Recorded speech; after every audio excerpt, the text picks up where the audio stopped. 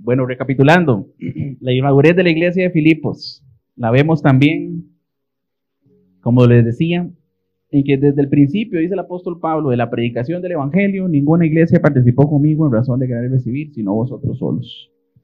Y una iglesia, como les decía, que también es de ejemplo para otras iglesias. Yo me acuerdo cuando yo estaba más joven, mi mamá me decía, es que es su prima, porque la muchacha era bien nerdilla, es que su prima es de ejemplo. Usted no pone de ejemplo a alguien que es malo, bueno, a menos que quiera ponerlo como ejemplo malo, pero no para exhortar a ser como esa persona. Usted pone de ejemplo para exhortar a alguien a ser de una forma cuando es bueno. Y por eso el apóstol Pablo les dice a los corintios, en 2 Corintios 11:9, justamente esto, que los filipenses son personas dignas de imitar. 2 Corintios 11:9, 8, vamos a leer desde el 8. Dice el apóstol Pablo a los corintios, he despojado a otras iglesias recibiendo salario para servirles a ustedes. Y cuando estuve entre vosotros y tuve necesidad, a ninguno fui carga, pues lo que me faltaba lo suplieron los hermanos de Macedonia, que los hermanos de Macedonia son los filipenses. Y en todo me guardé y me guardaré de serles gravosos. Esa es la madurez de la iglesia de Filipos, una iglesia con fruto, una iglesia madura. Pero también vimos la semana pasada que era una iglesia que también tiene problemas, que ser maduro no es sinónimo de no tener problemas. Con la madurez vienen otro tipo de problemas. Quizá usted, ¿verdad?, ya no lucha, no sé, contra el alcohol, pero lucha ahora con otras cosas, el orgullo, la vanagloria, las contenciones, las divisiones.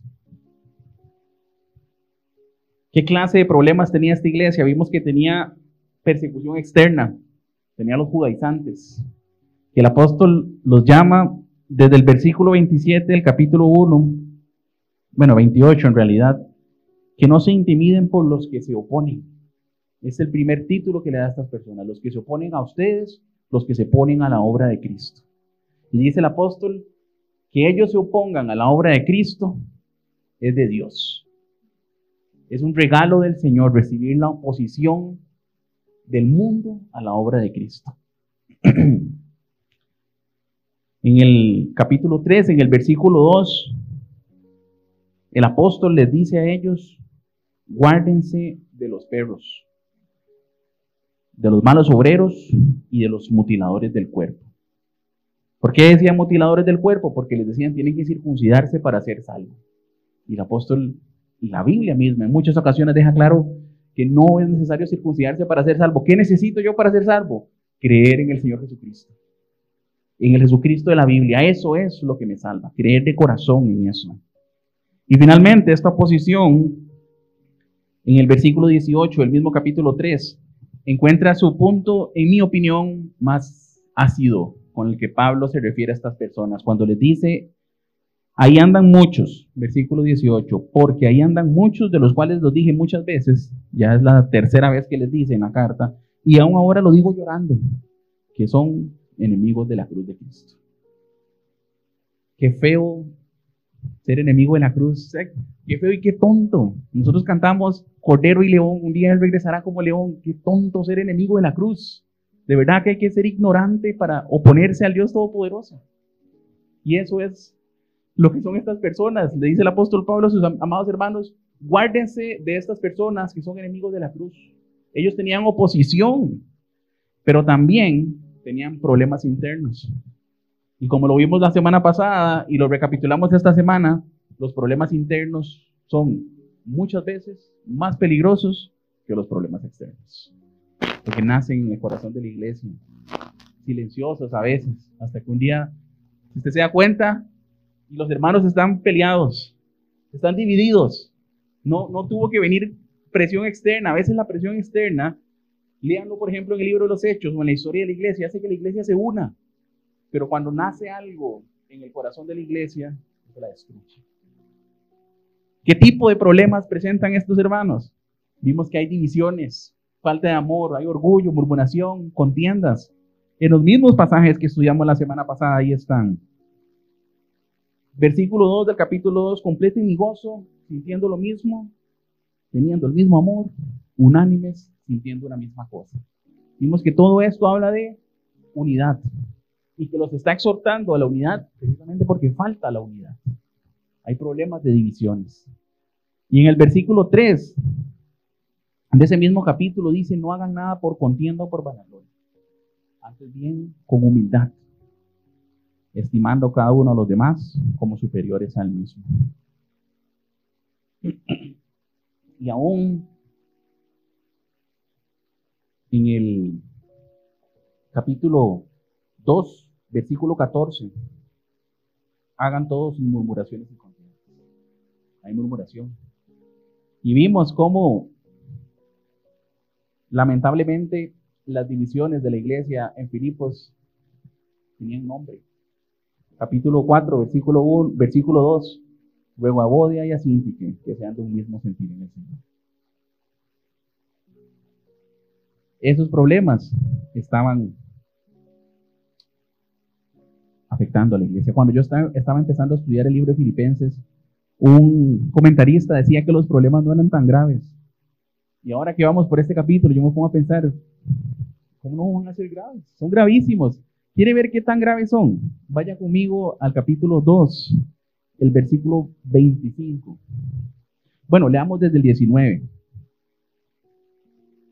2:19. Espero en el Señor Jesús enviarles pronto a Timoteo, para que yo también esté de buen ánimo al saber de vuestro estado. Él está en la cárcel, él no puede ir. Quiere enviar a Timoteo, pero pronto. Ahorita no puede. Pues a ninguno tengo del mismo ánimo y que tan sinceramente se interese por vosotros, porque todos buscan lo suyo propio, no lo que es de Cristo Jesús. Pero ya conocéis los méritos de él, que como hijo a padre ha servido conmigo en el Evangelio. Así que a este espero enviaros, luego que yo voy a conjugar mis asuntos. No puede enviar. Necesita que él esté ahí, no sé, yendo a la corte, presentando su defensa, presentando algún documento. Él no puede moverse, él está encadenado. No puede ir él, no puede enviar a Timoteo. Pero dice en el versículo 25, pero tuve por necesario enviarles a Epafrodito. Si no hubiese sido problemas graves, ¿por qué no se espera poder enviar a Timoteo? Pero como los problemas eran graves, era necesario enviar a Epafrodito con la carta. Porque eran graves. Están dividiendo la iglesia. Los problemas internos de la iglesia. Los problemas internos de la iglesia pueden destruir la iglesia. Y por eso él dice, no puedo esperarme a yo poder ir, no puedo esperarme a enviarles a Timoteo. Me es necesario enviarles a Epafrodito para que él vaya y atienda los problemas de la iglesia. Con esta carta, con los hermanos que también hay maduros.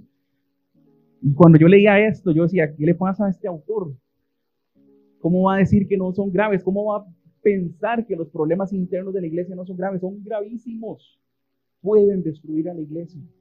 Y es necesario tratarlos.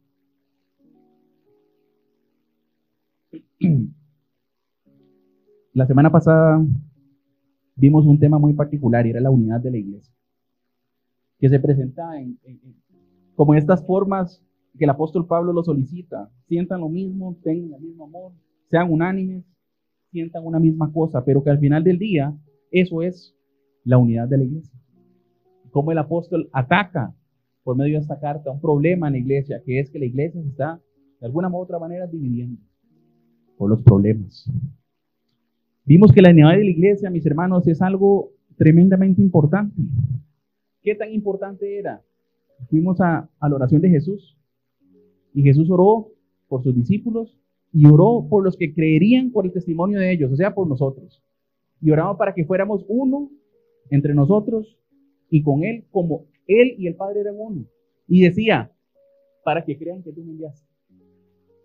¿Qué tan importante es la unidad de la iglesia? Puede definir que la gente crea o no crea que Jesús es el Mesías. ¿Qué tan importante es la unidad de la iglesia? Jesús mismo en su oración decía, para que crean que les he amado como tú me amas. Si yo le voy a decir al mundo que Jesús me ama y que Jesús nos amó y estamos divididos, no van a creer. Eso puede afectar el testimonio del Evangelio. Así de importante es la unidad de la iglesia. Y yo les decía que yo no quiero que ni yo ni ustedes seamos contados entre los que obstruyeron el mensaje del Evangelio por no mantener la unidad de la iglesia, por no tratar las divisiones a tiempo, por no tratar con las cosas que nos dividen a tiempo. La unidad de la iglesia no es cosa menor. Es algo sumamente importante, es algo sumamente grave no tratarlo. Y ahora en los versículos 3 y 4, el apóstol sigue tratando con los problemas de la iglesia. Problemas que están presentes en la iglesia de Filipos: contiendas, vanagloria y falta de humildad. Problemas que tiene una iglesia madura como la de Filipos. Pero adivine qué, también están presentes en nuestra iglesia y en las iglesias de todo el mundo. ¿Por qué? Porque como dice el predicador, no hay nada nuevo bajo el sol. Una y otra vez se repetirá esta necesidad hasta que Cristo venga y establezca su reino. Pero entre tanto estemos bajo el sol, habrán divisiones, habrá orgullo que tratar, habrá contiendas que tratar, habrá unidad que mejorar. Siempre. Pero antes de empezar con el versículo 3 y el versículo 4, quiero hacer una breve recapitulación con ustedes del versículo 1. Porque el versículo 1 está ligado a todo. Véalo así, el apóstol le dice: por tanto, si hay alguna consolación en Cristo, es decir, si nosotros decimos que tenemos a Cristo, si nos hemos apropiado de Él, si Él es nuestro, si lo que cantamos en las alabanzas es cierto, si tenemos algún consuelo de amor, dice el apóstol Pablo, si hemos experimentado el amor de Dios, si es cierto que lo hemos experimentado a plenitud, si es eso cierto, si tenemos comunión en el Espíritu, si de verdad estamos orando, si de verdad estamos teniendo comunión con el Espíritu Santo, o si hay algún amor entrañable y misericordia, si amamos a nuestros hermanos de verdad, y si les tenemos misericordia, dice el apóstol Pablo, entonces nada de lo que haga sea por contienda o por vanagloria. Nada. La semana pasada era completa en mi gozo. Si eso es cierto, si lo que nosotros cantamos con nuestros labios es verdad, la semana pasada el apóstol nos dijo: completen nuestro gozo sintiendo lo mismo, teniendo el mismo amor, unánimes, sintiendo la misma cosa. Pero hoy el apóstol nos dice: nada hagan por contienda, por vanagloria, antes bien con humildad.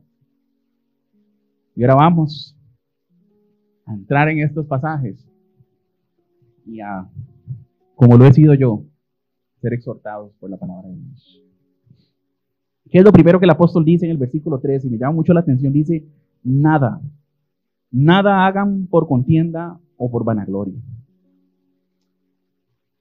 Esta palabra nada, en mi opinión, desprende una serie de preguntas, ¿verdad? Nada hagan por contienda o por vanagloria. La primera pregunta que yo me hacía cuando yo estudiaba esta palabra, yo decía: entonces, ¿cuál es el alcance de la obra del Espíritu Santo en nosotros? Algunas partes, con lo que hago en el ministerio. ¿Cuánto de nuestra vida debe ser sometido a la autoridad de Dios? El ministerio, mi casa, o también mi trabajo, mis estudios.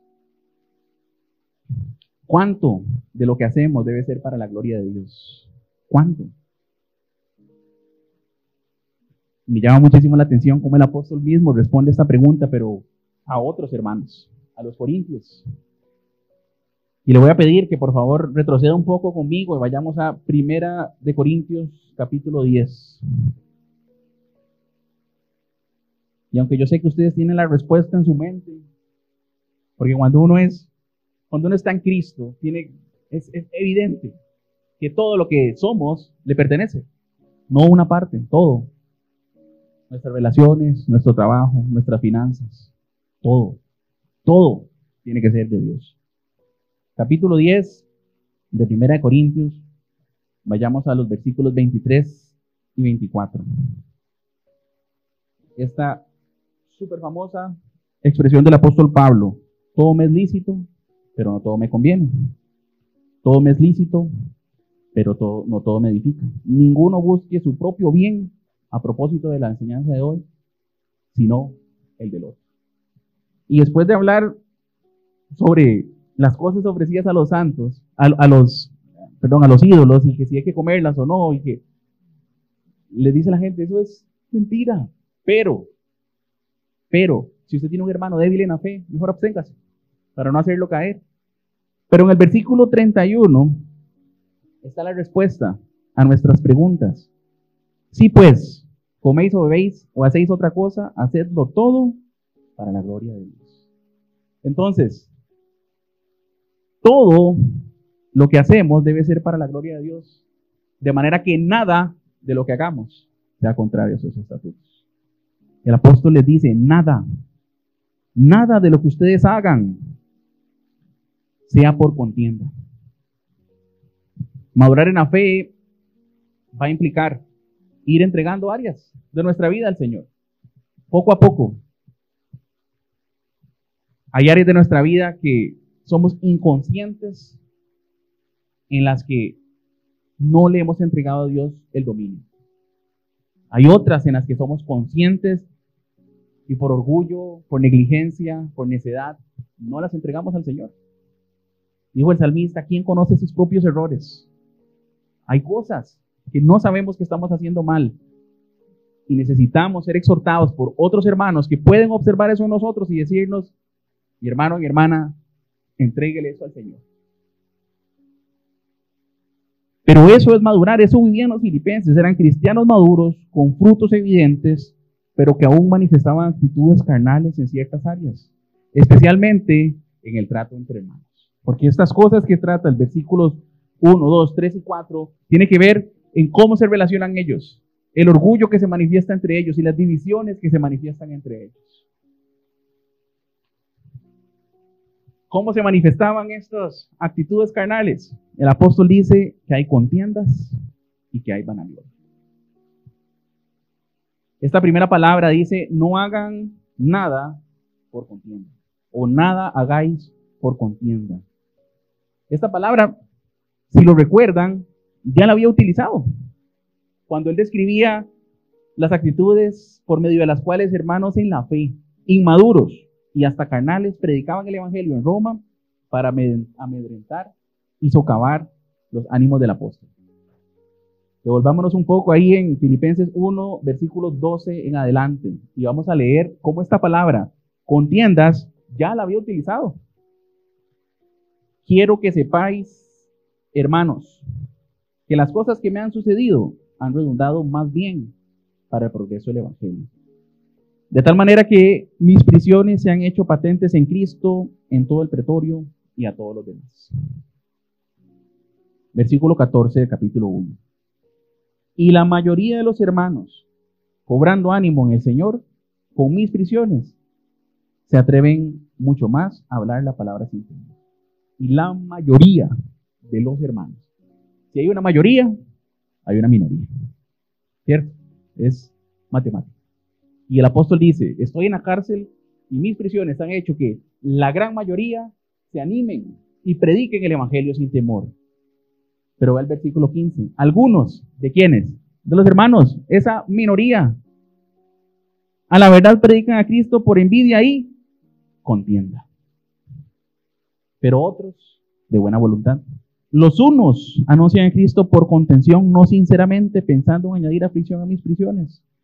Pero los otros, por amor, sabiendo que estoy puesto para la defensa del evangelio. Que pues, que no obstante, de todas maneras, o por pretexto o por verdad, Cristo es anunciado y en esto me gozo y me gozaré aún.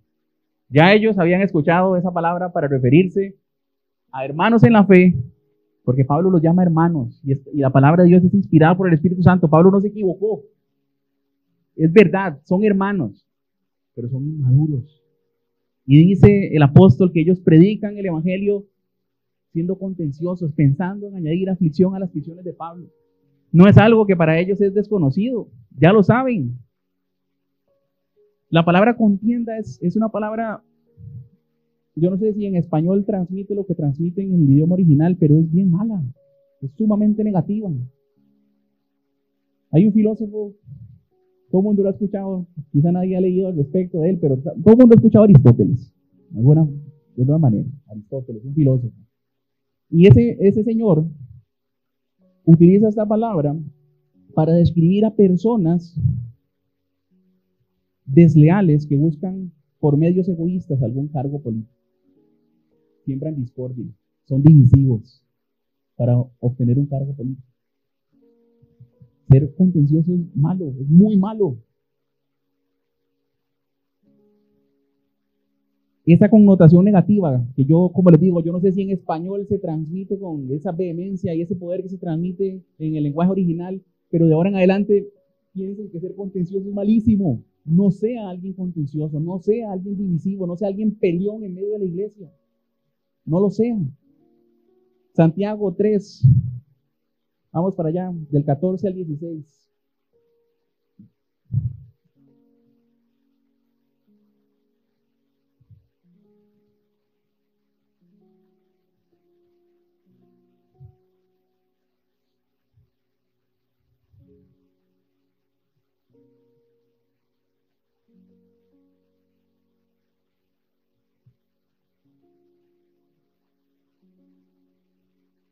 Ve lo que dice el versículo 14. Pero, bueno, leamos desde el 13 para tener más contexto. ¿Quién es sabio y entendido entre vosotros? Es lo que pregunta Santiago, capítulo 3, versículo 13. ¿Quién es sabio y entendido entre vosotros? ¿Quién? ¿Quién tiene entendimiento? ¿Quién es maduro en la fe? ¿Quién?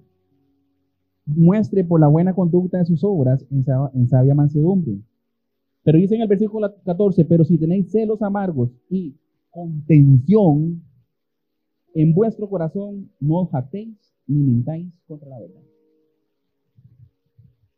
Aunque suene muy duro y muy feo, Santiago le está diciendo a su audiencia, si usted dice ser maduro en la fe y es contencioso, no se engañe.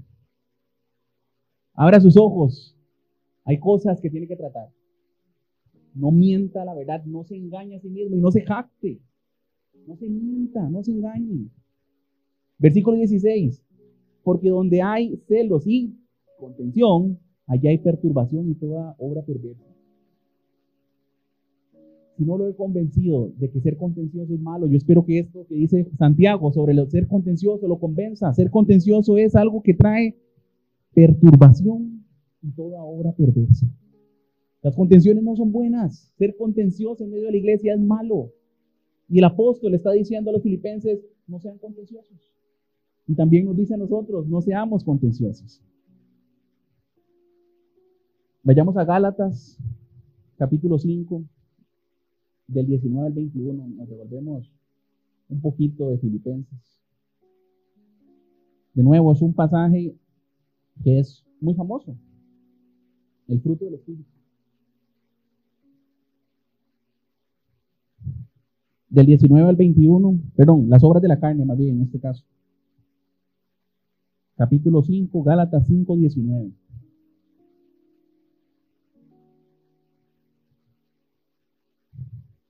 Y dice así, y manifiestas son las obras de la carne, que son adulterio, fornicación, inmundicia, lascivia, idolatría, hechicerías, enemistades, pleitos, celo, ira, ¿y qué? Contiendas, disensión, herejías, envidias, homicidios. Las contiendas son tan malas en la iglesia y en un cristiano que están enlistadas en las obras de la carne. Así de malas son. Ser contencioso es malo. Ser contencioso es contrario a la piedad. No significa que usted no va a discutir por la fe cuando sea necesario. No significa que usted no va a tener... Hay ocasiones en las que usted se tiene que dividir con alguien porque esa persona abandonó la fe. Pero eso no es ser contencioso. Contencioso es sembrar discordia en medio de la iglesia por cosas completamente irrelevantes. Eso es ser contencioso. Y el apóstol está diciendo que ser contencioso es actuar conforme a la carne. Es ser carnales.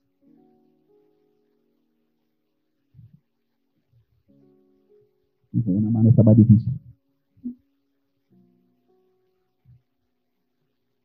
La contención, entonces, o las contenciones, o las contiendas, son algo sumamente grave en la iglesia. Por un lado, las personas contenciosas, las personas peleonas y divisivas, destruyen a la persona. Pero por otro lado se llevan entre las patas a otros hermanos y destruyen la unidad de la iglesia. Y esto es algo que no aplica solo para la iglesia, aplica para cualquiera. En el trabajo hay personas que a veces son contenciosas y a veces eso hace que se lleve entre las patas a otros colegas y destruye la unidad del trabajo. Pero ahorita lo que nos importa es la iglesia. Les comentaba, no sé si recuerdo, no recuerdo si fue la semana pasada o la antepasada, que leíamos en Hombres la escena de cuando se mueren los hijos de Aarón por presentar fuego extraño. Y que una vez yo estaba escuchando una prédica de un pastor y decía que él podía escuchar entre líneas cómo Aarón le llegaba a reclamar a Moisés, cómo Dios mató a mis hijos, ¿qué le pasa? Pero que con la respuesta de Moisés y el testimonio de las Escrituras, Aarón se cayó. Yo les decía que yo puedo leer entre líneas cómo a lo mejor que los judaizantes presionaran hizo que algunos hermanos creyeran que sí, que tienen que doblegarse y judaizar a los hermanos para ser salvos, para no tener persecución, y que eso probablemente dividió la iglesia, pero que esa división hizo que el amor de algunos se enfriara. No es que tiene razón, no hay que doblegarse ante el, ¿cómo se llama? Ante las acechanzas de los judaizantes, no hay que hacerlo, pero no olvide el amor por su hermano. No ha dejado de ser su hermano, sigue siendo su hermano. Trate las cosas con amor y con misericordia. No deje de hacerlo. Y en los tiempos bíblicos, en los tiempos del Nuevo Testamento, se mandaban las cartas y alguien se paraba y empezaba a leerlas. Pablo y Timoteo, imaginemos que ustedes son una iglesia de Filipos, siervos de Jesucristo, a todos los santos de Cristo Jesús que están aquí. Y la iglesia escuchaba las palabras del apóstol Pablo, que estaba vivo en aquellos tiempos, y ellos sabían que estaban en la cárcel, y era como un refrescamiento escuchar las palabras de su hermano. Yo veo esta escena y me recuerda muchísimo a la escena del rey David y el profeta Natán. ¿Sí la recuerdan?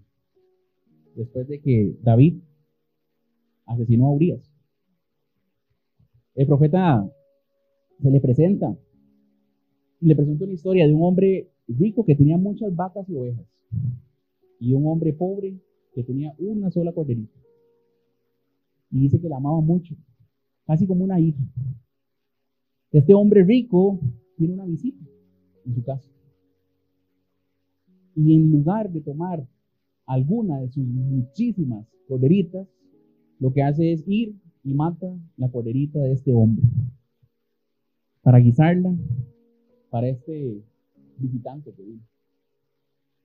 En el versículo 5 de 2 de Samuel, capítulo 12, segundo libro de Samuel, capítulo 12, dice: entonces se encendió el furor de David en gran manera contra aquel hombre y dijo a Natán: vive Jehová, que el que tal hizo es digno.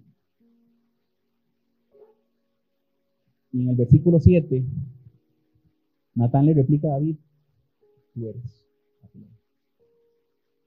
Y usted dirá, qué cosa más rara. ¿Por qué esta escena o por qué este pasaje le recuerda a esa historia? Pues mis hermanos, como les decía, las cartas se leían en la iglesia. Y yo puedo imaginar a los filipenses, de verdad que puedo imaginarlo. Mientras la carta era leída, la congregación, cuando leían del versículo 12, bueno, en aquellos tiempos no había versículo, pero para ubicarnos, del versículo 12 al versículo 18, decir que bárbaros esos hermanos de Roma. Qué terribles, qué contenciosos. ¿Cómo hacen esto para amedrentar a nuestro hermano Pablo? ¿Por qué son tan inmaduros? ¿Por qué se la pasan peleando? ¿Por qué hacen esto por contienda? ¿Por qué?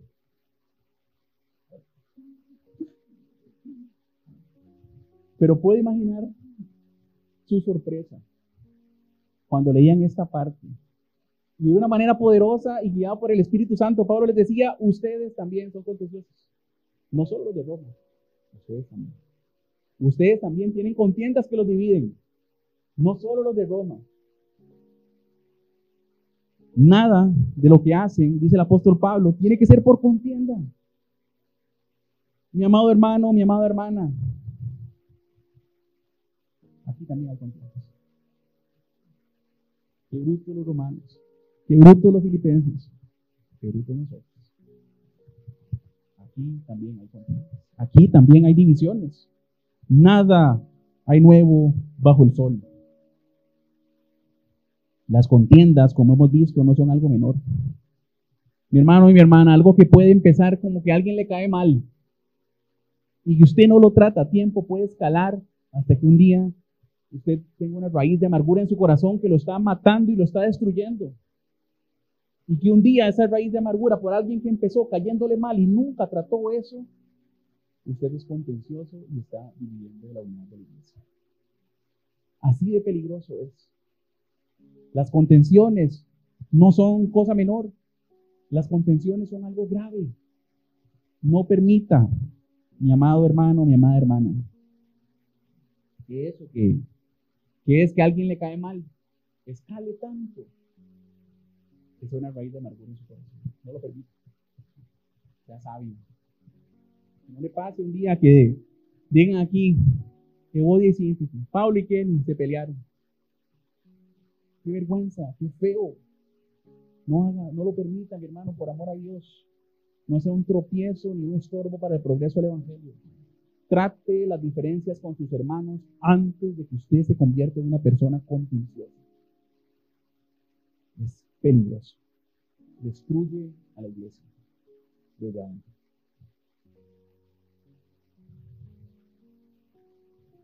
Lo siguiente que debemos evitar, dice el apóstol Pablo, aparte de no hacer las cosas por contienda, es tampoco hacerlo por vanagloria. Aparte de las contiendas, evitemos la vanagloria, dice el apóstol Pablo. La vanagloria es una autovaloración exagerada, orgullosa y vacía. Eso es la vanagloria. Vanagloria. Junto con la contienda, la vanagloria describe la actitud de una persona, ¿sabe qué? Orgullosa.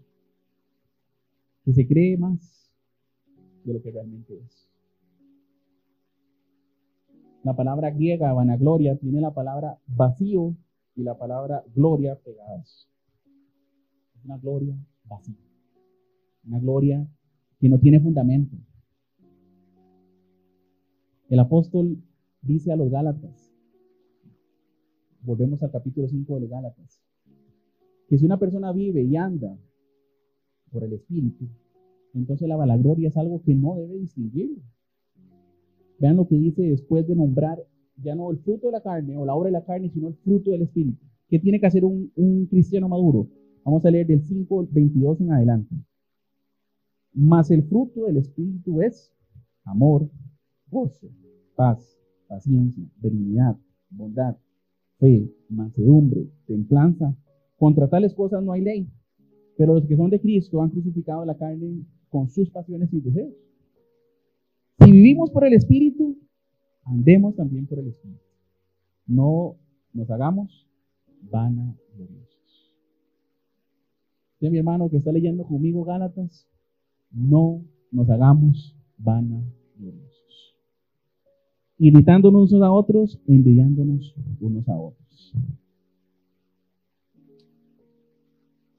La vanagloria, al igual que las contiendas, no son cosas menores. Son pecados que destruyen al que los practica y pueden llevarse consigo la unidad de la iglesia. Quisiera revisar dos advertencias más. Una del apóstol Pablo y otra del apóstol Juan. Segunda de Timoteo, capítulo 3, versículo 1.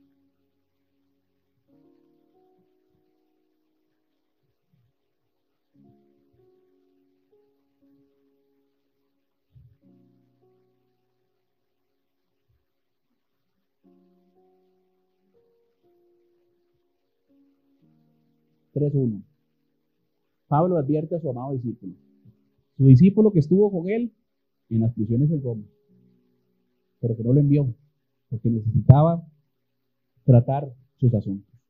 Segunda de Timoteo, capítulo 3, versículo 1. Vean la advertencia que el apóstol le da a Timoteo. También debes saber esto, que en los postreros días vendrán tiempos peligrosos, porque habrá hombres amadores de sí mismos, avaros, vanagloriosos, soberbios, blasfemos, desobedientes a los padres, ingratos e impíos. Pero a mí me llama muchísimo la atención lo que dice en el versículo 5, que tendrán apariencia de piedad.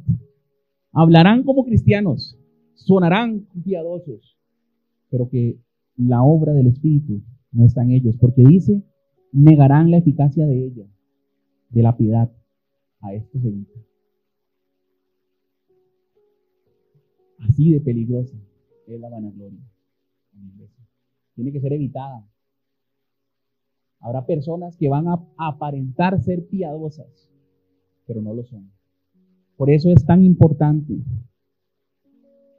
andar en el Espíritu, orar sin cesar, leer la palabra, ser guiados por el Espíritu Santo, porque el Espíritu Santo no puede ser engañado. Usted y yo podemos ser engañados, pero el Espíritu Santo nunca. Entonces, si usted no anda en el Espíritu y no se esfuerza por andar en el Espíritu, no busca al Señor, ¿cómo quiere discernir estas cosas? No puede discernir lo espiritual. Tiene que andar en el Espíritu, tiene que permanecer en su palabra, tiene que orar, porque lo pueden bailar. Alguien con apariencia de piedad lo puede bailar, pero si usted anda en el Espíritu y anda en su palabra, el Espíritu no puede ser engañado. Ahora nos vamos a ir atrás hasta la primera epístola de Juan.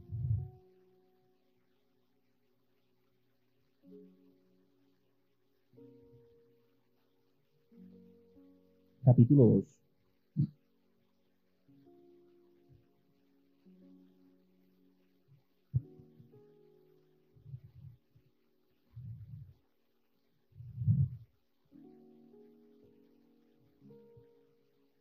Capítulo 2, primera de Juan 2.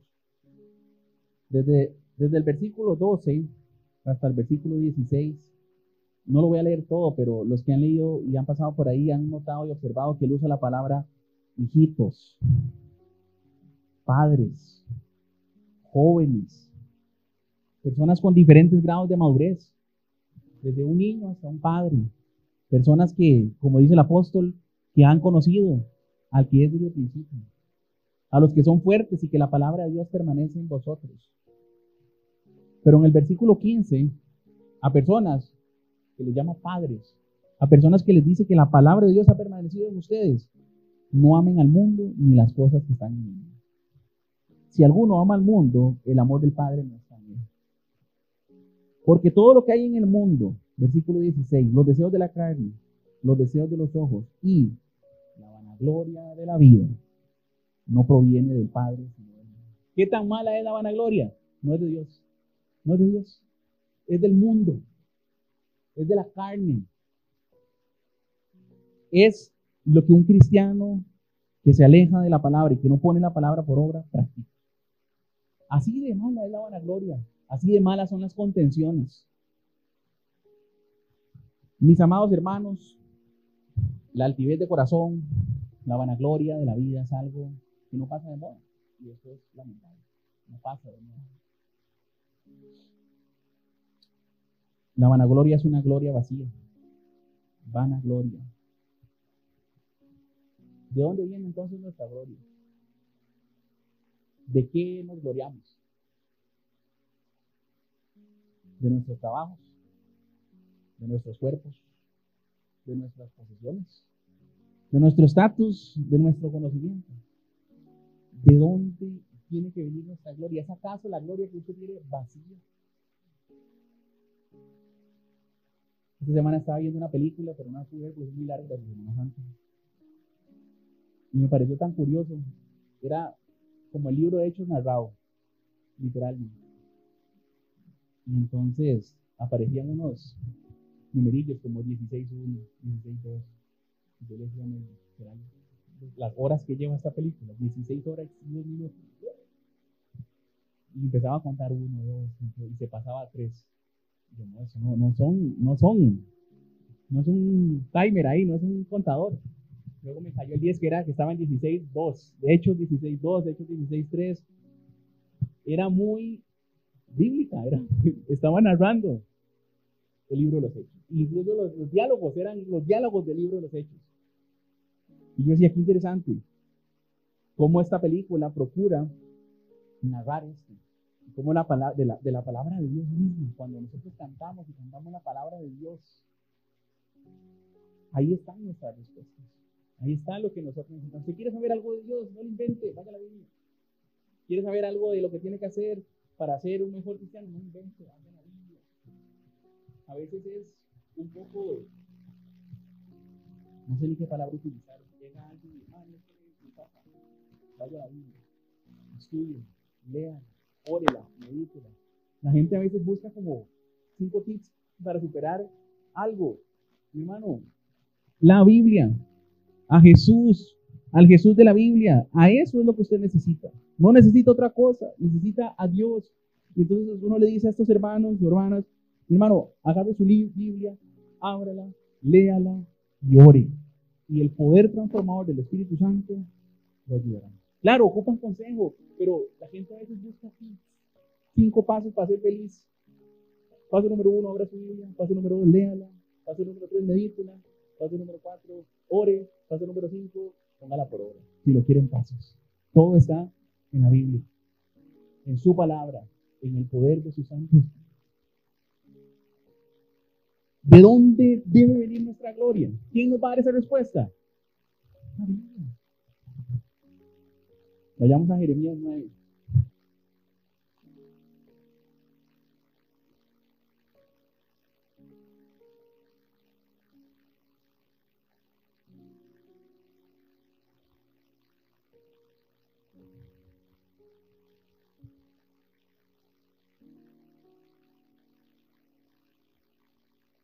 Versículo 23, 9:23, Jeremías 9:23.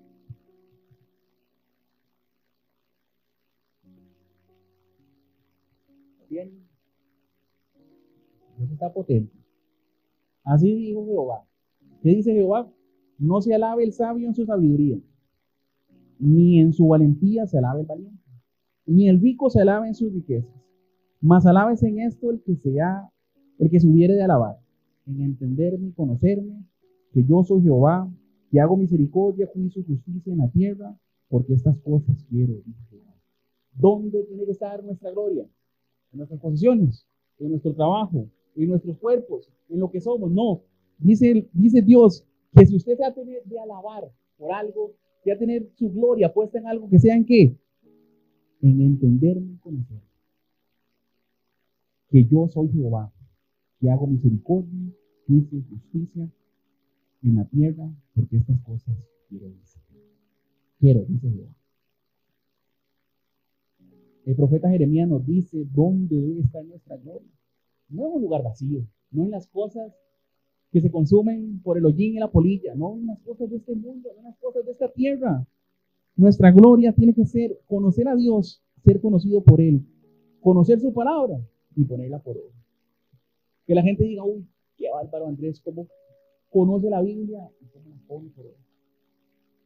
No importa si tiene posesión, ser conocidos por eso. Ahí tiene que estar nuestra gloria. En conocer al Señor y ponerlo por obra. Y volvemos a Filipenses, hermanos. Que nuestra gloria, mi hermano, mi hermana, no sea vacía. Que donde pongamos nuestro orgullo no sea tan superficial como las cosas de este mundo, que un día se van. Que nuestra gloria esté puesta en el Todopoderoso. Nada hagáis por contienda o por vanagloria. Dice el apóstol Pablo, antes bien con humildad. O como dicen otras versiones, no.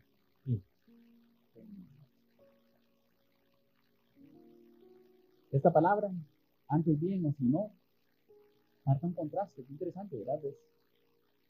no haga esto, sino... Y lo que estoy a punto de decirles es contrario a lo que ya les dije, es un contraste. Las contiendas y la vanagloria, mis hermanos, como les he dicho hasta este momento, son distintivos de una persona orgullosa. Ahora el apóstol les dice a los filipenses, la antítesis del orgullo. ¿Cuál es la antítesis del orgullo? La humildad. El apóstol dice, no sean contenciosos ni vanagloriosos, sino que sean humildes. No sean orgullosos, sean humildes. La humildad podría entenderse a veces como, en términos económicos, alguien pobre, pero no es la humildad que está hablando el apóstol Pablo. Y no es la humildad que la mayoría de las veces, si no es que todas, pero no digo todas para estar seguro, que la Biblia se refiere. La humildad a la que la Biblia habla es la actitud del corazón, a ser humilde. La humildad es la percepción modesta de uno mismo, la autovaloración modesta de uno mismo. Y esto es completamente opuesto a lo que dijimos que era la vanagloria, la autopercepción o autovaloración exagerada, orgullosa y vacía. Es opuesta. Y el apóstol le dice a los filipenses, no hagan lo que hagan por vanagloria o por contienda. Más bien, lo que hacen, háganlo con humildad. La humildad es un distintivo de la vida cristiana. Usted puede ser un cristiano. Es más, la humildad es algo que hasta socialmente es aceptado. Usted dice que una persona es orgullosa, no está bien, es feo, es muy fuera del contexto cristiano. Usted dice eso, no sé, hablando con alguien que no es cristiano, es que tal persona es orgullosa. Usted no está diciendo un piropo. Está diciendo algo feo a esa persona, es orgullosa. El orgullo es feo. En cambio, la humildad es algo que se percibe como bueno. Aún para los cristianos. ¿Quién no quiere ser manso y humilde como el Señor? ¿Cuál es el problema? Pasar de la teoría a la práctica. Todos podemos asentir con nuestra cabeza, sí hay que ser humilde. Pero ser humilde, ahí está el problema. Porque la humildad va a implicar la negación a uno mismo. Y es ahí donde está el problema. Vean lo que dice la Escritura sobre la humildad. Los cristianos sirven al Señor con toda humildad.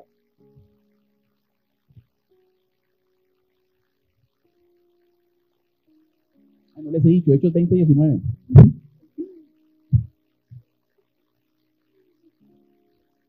Hechos 20:19, perdón.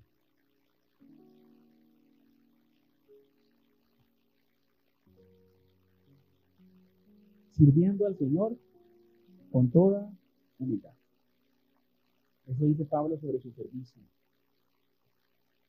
Los cristianos sirven al Señor con toda humildad. Efesios 4:2.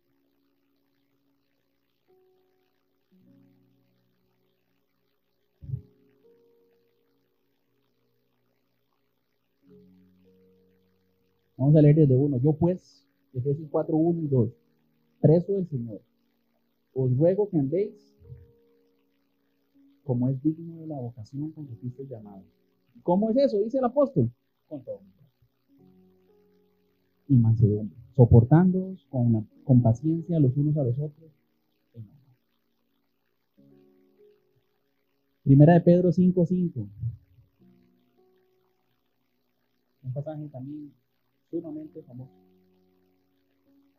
Primera de Pedro 5, versículo 5.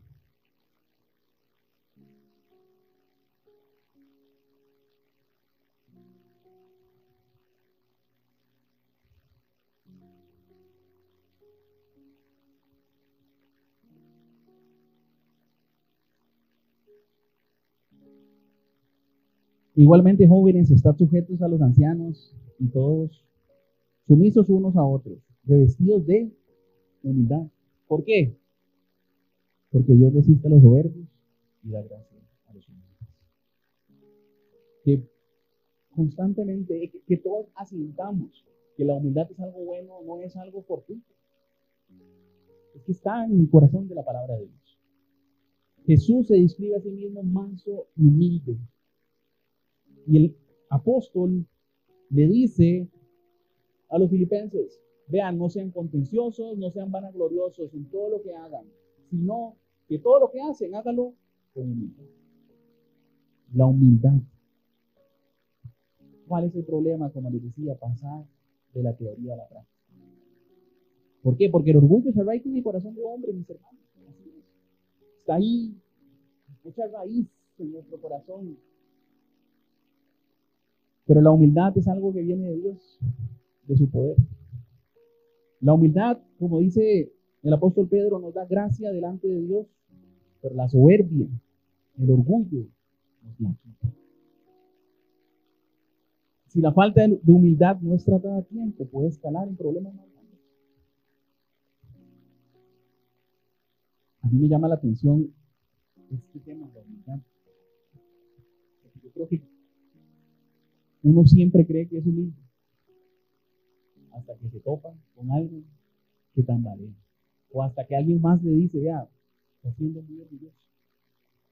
La humildad a veces yo pienso que es como, o el orgullo, es como, no sé, el mal aliento, nadie se da cuenta. Uno no se da cuenta, pero los demás ven su orgullo y su falta de humildad.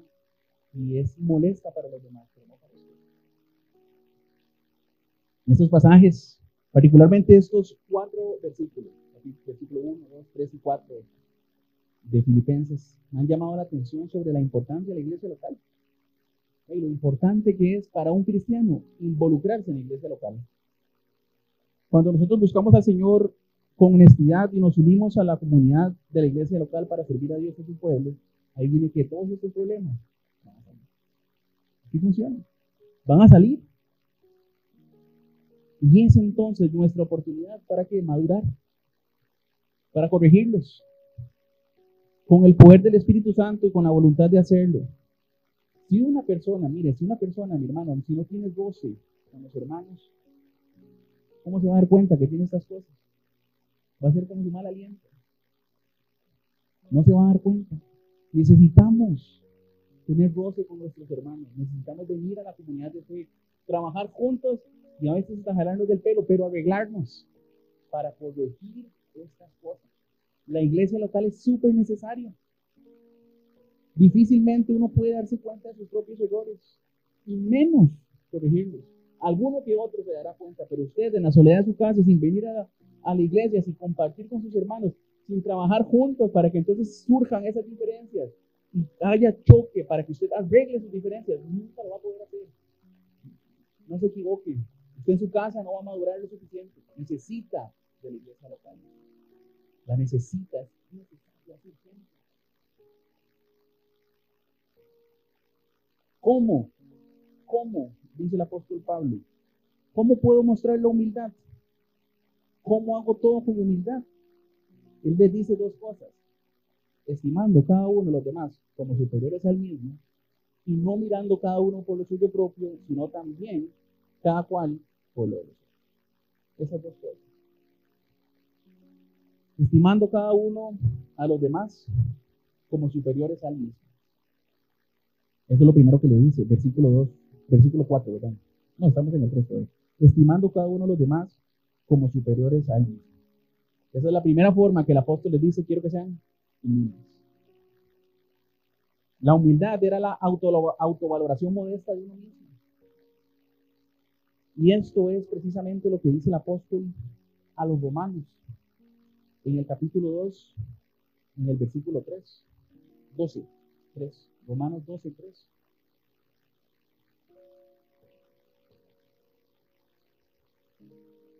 Dice así.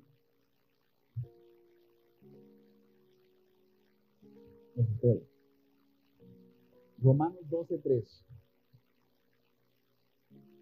Palabras similares a las que les está diciendo a los filipenses, pero que refuerzan esta idea. Digo pues, por la gracia que me da, a cada cual que está entre vosotros, ¿de qué? Que no tenga más alto concepto de sí mismo que se debe tener, sino que piense de sí con cordura, conforme a la medida de la fe que Dios repartió a cada uno. Estimen cada uno de los demás como superiores a ustedes. ¿Qué forma, cómo puedo yo aplicar y ejercer la humildad? ¿Qué forma tan eficiente. Empiece por pensar que los demás son superiores a usted. Ahí va a poner en práctica la humildad en todo sentido. Si nosotros pensamos, mis hermanos, si usted quiere ser humilde, y usted piensa, y junto conmigo todos pensamos que nuestros hermanos son superiores a nosotros mismos, ¿adivine qué? Nos perdonaríamos y daríamos perdón. Si nosotros pensáramos que los demás son superiores a nosotros mismos, nos respetaríamos. Nos respetaríamos. Daríamos y recibiríamos respeto el uno por el otro. Y hermanos, si nosotros pensáramos que los demás son superiores a nosotros, procuraríamos la unidad antes que las contiendas. Procuraríamos el amor. Vendríamos, nos buscaríamos, estaríamos juntos. Si estimáramos a los demás como superiores a nosotros mismos. Eso es lo que tenemos que hacer. Eso es lo que tenemos que poner por obra. Tenemos que seguir el consejo del apóstol Pablo, la palabra de Dios, el consejo, la directriz de Dios. Estime a los demás como superiores a usted, para que usted pelee contra el orgullo que se arraiga en su corazón y deje florecer la humildad. Empiece por ahí. Los demás son superiores a usted. Los demás son superiores a mí. Y lo otro que el apóstol Pablo les dice es cómo ser humildes, no mirando cada uno por lo suyo propio, sino cada cual también por lo de los otros. Pablo les dice que para practicar la humildad, aparte de ver a las personas como superiores a usted, preocúpese por sus necesidades. Preocúpese por las necesidades de los demás. Vean, note algo muy importante. El apóstol Pablo no le dice, no se preocupe por lo suyo, ignórelo, solo preocúpese por lo de los demás. Él le dice, no mirando cada uno por lo suyo propio, sino cada cual también. O sea, hay que meter dentro de sus preocupaciones las preocupaciones de los otros también. Entonces, tiene hijos, tiene esposa, tiene familia, tiene que preocuparse por lo suyo. Yo sé, yo entiendo. Tiene que preocuparse por el alimento de sus hijos, por su casa, por su hogar. Pero también, dentro de sus preocupaciones, meta las preocupaciones de otros. Dentro de su presupuesto, meta el presupuesto para la iglesia. Meta presupuesto para sostener la obra en Perú. Meta presupuesto para sostener la obra aquí. Quiere de verdad combatir el orgullo de su corazón. Preocúpese por lo suyo, pero también por lo de los otros. Eso le dice el apóstol Pablo. También. Pablo les exhorta a servir a otros para combatir el orgullo y permitir que crezca la humildad en sus vidas. Y esto es un principio de la vida cristiana, el servicio. El preocuparnos por los demás, el preocuparnos por lo que le falta a los otros. Son palabras de Jesús. Jesús lo dijo en Mateo 23, 11 al 12. Voy a leer para usted. El que es mayor de vosotros sea vuestro siervo, dice la palabra de Dios. Porque el que se enaltece será humillado, y el que se humilla será enaltecido. El servicio, el pensar en las necesidades del otro junto con las mías. Dios no le está diciendo a usted, vea, es que quítele la comida de su hijo de la boca a su hijo. Y ya no lo mande a la escuela. Váyase a vivir debajo de un puente. Le está diciendo, dentro de sus cosas, considere a la iglesia. Mis hermanos, somos una iglesia pequeña, pero aquí hay familias, aquí hay trabajadores. Aquí se pudiera hacer muchas cosas si usted quebranta su orgullo y dentro de sus cosas mete ahí iglesia de la pastorista, iglesia de la psicóloga. Y no le va a faltar nada. Pero ¿qué pasa? Que nosotros podemos decir, sí, la humildad a mí, pero ponerla por obra, ahí está lo difícil. Y una de las formas más difíciles es que usted le toque lo suyo, su bolsillo, las cosas que a usted le importan. Y ahí usted se va a dar cuenta que tan humilde es. Y quizá usted pensaba hoy que usted era súper humilde, pero si usted no mete dentro de sus cosas también la de los otros, hay un problema de humildad y de orgullo. Mi amado hermano, mi amada hermana, ¿quiere practicar la humildad? ¿Quiere pasar de la teoría a la práctica? Sea siervo de los demás. Sírvale a los otros. Estímelos como superiores a usted dentro de sus intereses, que probablemente la mayoría de ellos son muy válidos. Incluya los intereses de los demás, no solo los suyos. Esa actitud hará que hagamos morir a los orgullo dentro de nosotros.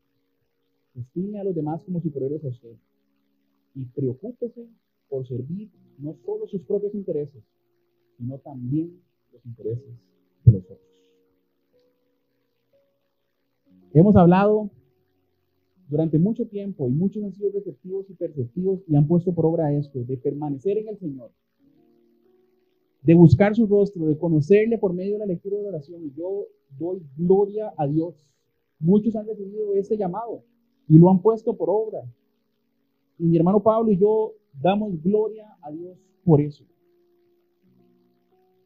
Las últimas prédicas han abordado el tema de poner por obra eso que hacemos, esa permanencia que decimos que tenemos. El apóstol hace eso con los filipenses cuando les dice: si es que hay en ustedes algún consuelo en Cristo, algún consuelo de amor, alguna misericordia, alguna comunión con el Espíritu.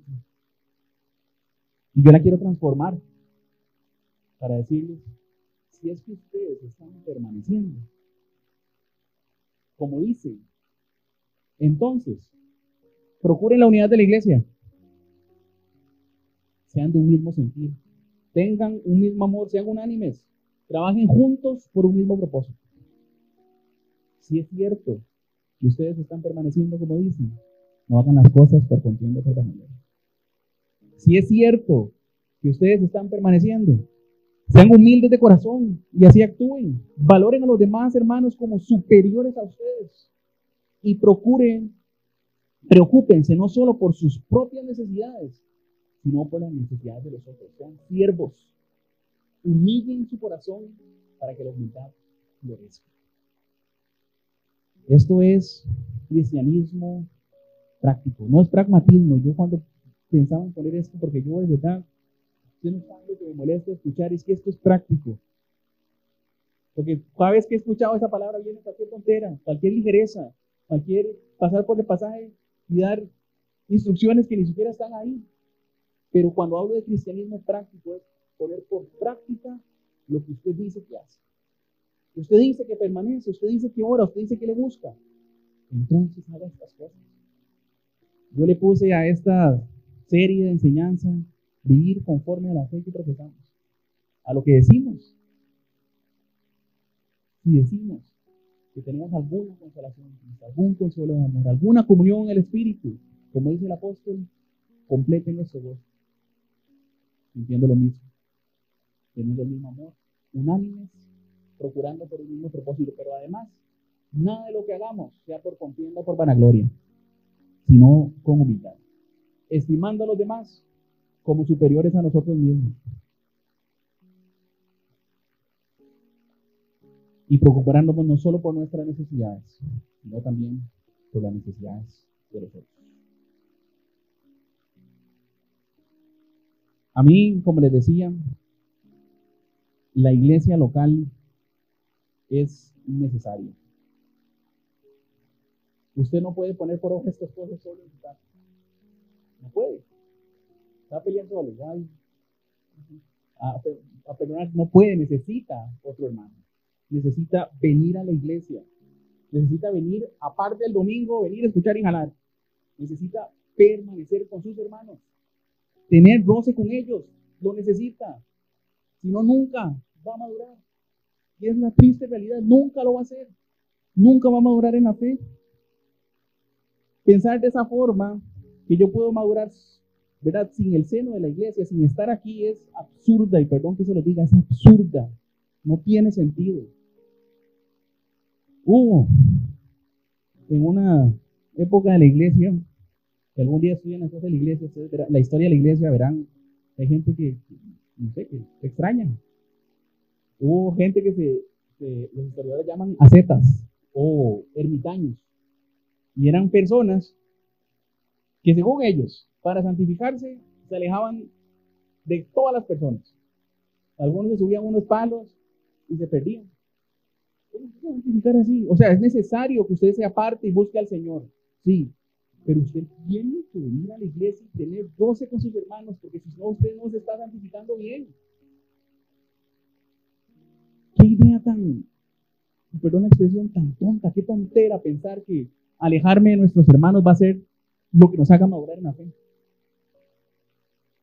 Sí, necesitamos tiempos de privacidad con nuestro Señor, necesitamos nuestro guildal, como decíamos en la reunión de oración, sí, pero necesita el gozo con su hermano para madurar, para corregir, para que estos problemas del corazón salgan a flote y usted tenga la oportunidad de matarlos con la ayuda y con el poder del Espíritu Santo.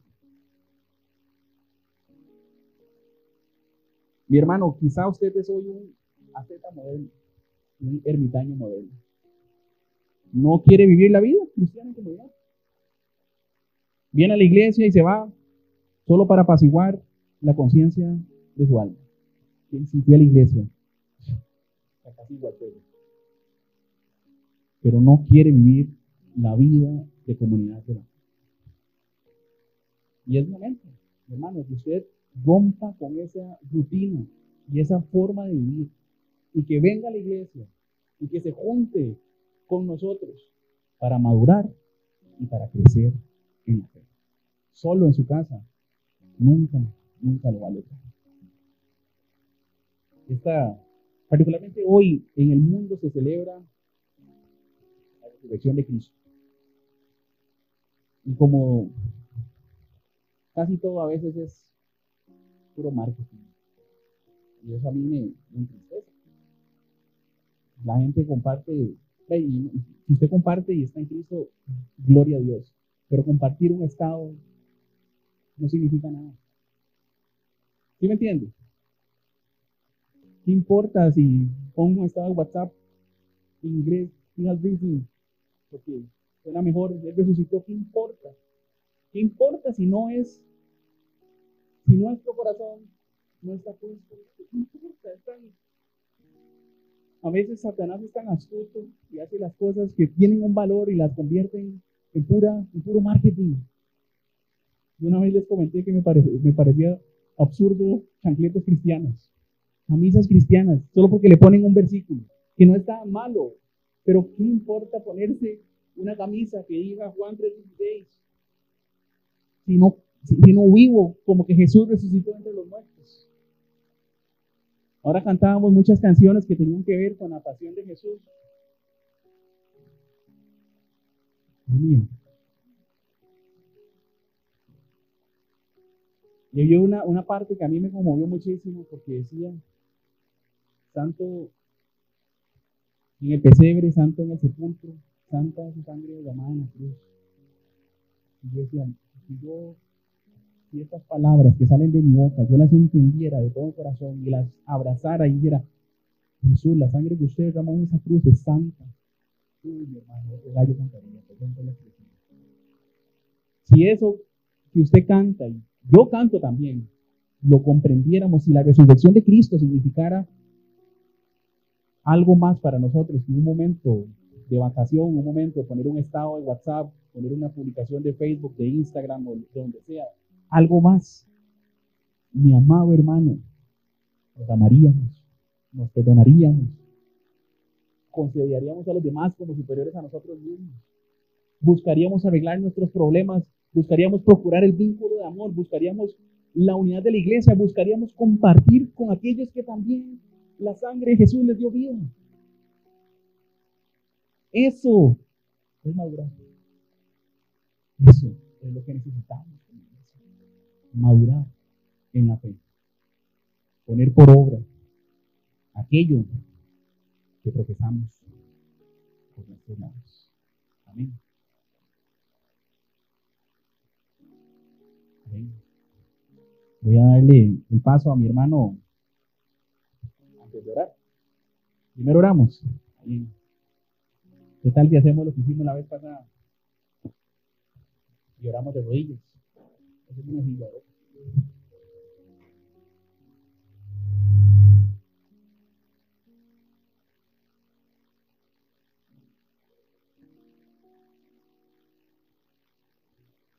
Gracias, Andrés, por motivar estas cosas, por ponernos de rodillas delante del Todopoderoso. Dios, gracias. Gracias por esta palabra que me has hablado primero a mi corazón. Me has hecho entender que hay actitudes orgullosas que debo dejar. Que debo dejar la contención, que debo dejar la vanagloria. Y tengo que madurar en la fe. Que madurar en la fe no es solo saber cosas. Madurar en la fe es ponerlas por obra. Ayúdame, ayuda a mis hermanos. Que también maduren, que también quieran madurar en la fe, que también quieran dar ese paso y quebrantar el orgullo de su corazón, de pedir perdón, de arreglar sus problemas, arreglar sus diferencias sin vínculo de amor, de procurar la unidad de la iglesia. Que les preocupe, Dios mío, esto, que no permita, Dios mío, no permita por tu grande misericordia que las diferencias y divisiones entre nosotros escalen hasta que un día algo que era muy, muy tratable se convirtió en una división. No quiero yo ni quiero que mis hermanos sean tropiezo para el progreso del Evangelio. Ayúdanos, oh Dios, por tu grande misericordia, a poner por obra que esta exhortación que has hablado en nuestro corazón, Dios mío, no nos endurezca, que nos haga recapacitar sobre lo que tenemos que hacer, oh Dios. Tú eres Dios, tú eres el Todopoderoso. Cantamos cosas con mucho significado. Ayúdanos a que no sea de la boca para afuera. Que nuestra mente, nuestro corazón, lo que somos, se alinee a eso que declaramos con nuestra boca. Que la fe que profesamos, Dios mío, tenga fruto, fruto verdadero. Que los que buscamos permanecer en el Señor, también entendamos que hay pecados que debemos dejar atrás. Que hay cosas con las que debemos trabajar. Que no, la solución a nuestros problemas no es alejarnos de nuestros hermanos, alejarnos del roce. Es estar ahí y permitir que la obra del Espíritu nos ayude a madurar en la fe, Señor. Y mis hermanos, Dios mío, que no quieren hacer comunidad, transforma su corazón. Hazles entender y ver la importancia de la unidad de la iglesia, de estar ahí, de estar juntos. Hazles ver, Señor, que la iglesia tú la pensaste para que estuviera junta y unida, perseverando en unidad, orando juntos, exhortándonos mutuamente, escuchando el testimonio de otros, Dios, para nuestra propia vida y nuestro propio entendimiento, dando nuestro propio testimonio para que sea edificación para otros, escuchando la palabra que otros predican, que también habla nuestro corazón. Ayúdanos a entender que la iglesia se vive en comunidad y que en comunidad no hablamos juntos. Señor Todopoderoso, ponemos delante de ti a nuestro hermano Luis y a su esposa. Ten misericordia de ella. Sánala con el poder, Dios mío, que reside en ti. Haz de su vida un testimonio para el Evangelio. Que en su situación, Dios mío, el poder de Dios sea manifiesto. Y como Pablo, en sus prisiones, que el Evangelio de Jesucristo progresó, y en su enfermedad, el Evangelio de Jesucristo progresa. Dale fuerza. Abre espacio. Dispón de los médicos necesarios, Dios mío, para tratar. Dale fuerza, mi hermano Luis. Conforta su corazón. Santo Espíritu de Dios. Que le corra tu mano. Dale sentir nuestras oraciones por él. Dale sentir que está presente en nuestras oraciones. Que lo tenemos en nuestra memoria. Que presentamos su causa delante de Dios. Ten misericordia de Dios también. Ten misericordia de tu iglesia. Ayúdanos a encontrar un lugar. Nos falta lugares. Ayúdanos, Dios mío. Tú eres Dios. Todo te pertenece. Tú eres el Señor que cuida de tu iglesia. Abre las puertas que sean necesarias, Dios mío, para que esto pase. Y que la paz de Dios, que sobrepasa todo entendimiento, guarde sus pensamientos y sus corazones. Oramos por nuestros hermanos que están enfermos, aquí entre nosotros. Sea esta enfermedad física o mental, la ponemos delante de ti. Para que tú, Señor, sanes. Y que en medio de la enfermedad y el dolor, también se pueda ver el propósito de Dios. Oramos por las mujeres embarazadas, nuestras hermanas Adriana y Yesenia. Oramos, Dios mío, para que esos embarazos estén guiados y controlados por el poder de Dios, por el Santo Espíritu. Y guarda esos niños, niñas que se gestan dentro de sus vientres. Tú los formaste, tú cuidas de ellos, y nos ponemos delante de ti. Esos embarazos, ponemos a esos papás también delante de ti para que los llenes de fuerza, de entendimiento, de sabiduría, de poder de Dios, para alentar a su esposa, a ser ese hombre con el corazón de Dios, alienta y guía a su esposa. Oramos nuestras hermanas. Ten misericordia de nosotros y ayúdanos a honrar tu santo nombre.